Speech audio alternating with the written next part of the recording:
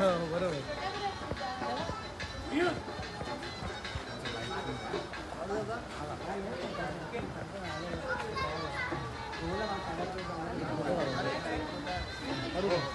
हां पूजा करायची हां आता होईल प्राण पण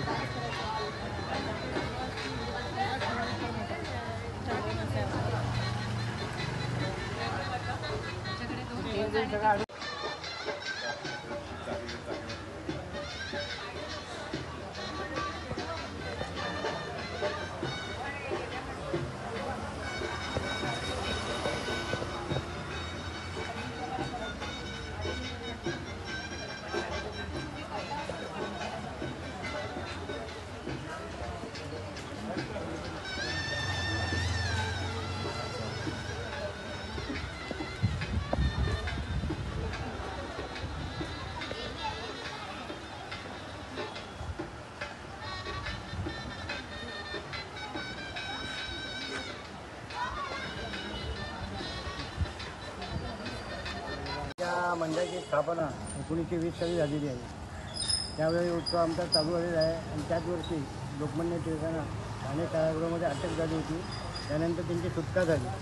त्यावेळी आमच्या मंडळाच्या त्यावेळच्या कार्यकर्त्यांनी लोकमान्य टिळकांना इथे आणून इथे पहिल्या आमच्या आळीचं नाव शेनवी आळी होतं, त्याच्यामुळे लोकमान्य आळी नाव हे झालं आणि त्यांचे भाषण इथे झालं आणि त्या भाषणाची प्रेरणा घेऊन तेव्हापासून तो उत्सव चालू राहतो. आज ताग्यात 2024 आलं तरी तसाच चालू आहे. परंपरा आणि जो अभिप्रेत टिळकांना जो आहे त्याचा आमचा उत्सव चालू आहे आणि भविष्यात सुद्धा असा राहील ही आमची आशा आहे.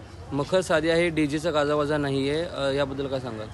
डीजे आम्ही हा वापरतच नाही, कारण साधं माफक आमचं संगीत असतं, पर आपली परमिशन घेतलेली असते त्याप्रमाणे आम्ही करत असतो. आणि डीजे सगळी संस्कृती बदलली, बाहेरचे कल्चर बदललं तरी आम्ही आमचं कल्चर हे जुनं जे आमच्या लोकांनी दिलेलं तेच आम्ही परंपरा राखत उत्सव आम्ही साजरा करत असतो. आणि टिळकांची आरती इथे आमची म्हटली जाते, इथे हे आहे टिळकांची आरती 10 दिवस म्हटली जाते.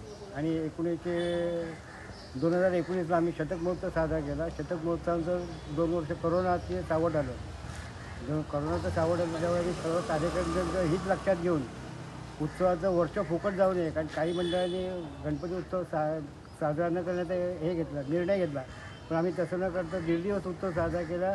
आमचं जे उत्सवाचं वर्ष आहे ते आम्ही खंडित केलं नाही, ते आम्ही पुढे चालू करू. पण आता आमचा 105वं वर्ष आहे, ते जर केलं नसतं तर आज आम्ही जाऊन यायच्यात आलो असतो. आम्ही तसं करायचं नव्हतं. त्यामुळे आम्ही कार्यकर्त्यांचे घेऊन आणि आत्ता आमची इथे कोरोनामध्ये 2 यंग कार्यकर्ते आमचे निधन झालेले आहेत, त्यांची सगळ्यांची हे करून आम्ही काळजी करून आणि उत्सव साजरा केला. त्यावेळेस आता 22 तारीख जेव्हा झालं तेव्हा आम्ही 10 दिवसाचा उत्सव आणि आता पण आहे त्याचा आम्ही किती वर्षात आहे? 105 आणि आमची विसर्जनाची मिरवणूक पण चांगली असते. आगमनाची आपण बघितली विसर्जन, कारण आगमनाला सगळ्यांचे गणपती असतो घरी, त्यामुळे जेवढे कार्यकर्ते असतील आम्ही आगमन करतो. आणि विसर्जनाला आहे घरची 4 माणसं असतात, माहेरवाशील सगळे इकडे येतात.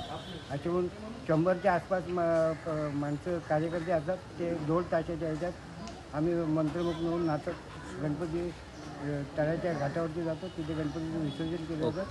आणि ज्या गणपतीला वस्तू आणल्या जातात त्या वस्तूंचा आम्ही लिलाव करतो आणि तो लिलाव आम्ही आमच्या पेटीमध्ये जमा करतो. आणि कुठलाही धांगडधिंगा हा नसतो, जो अभिप्रेत आणि सगळ्यांच्या बाजूची काळजी घेऊन, कारण लोक आपण साजरा करतो, कोण आजारी असतं, ज्येष्ठ नागरिक असतात, तसं आम्ही उत्सव कोणालाही त्रास नाही तर सगळ्यांचं सहकार्य आम्हाला मिळतं आणि तसं आम्ही उत्सव साजरा करतो.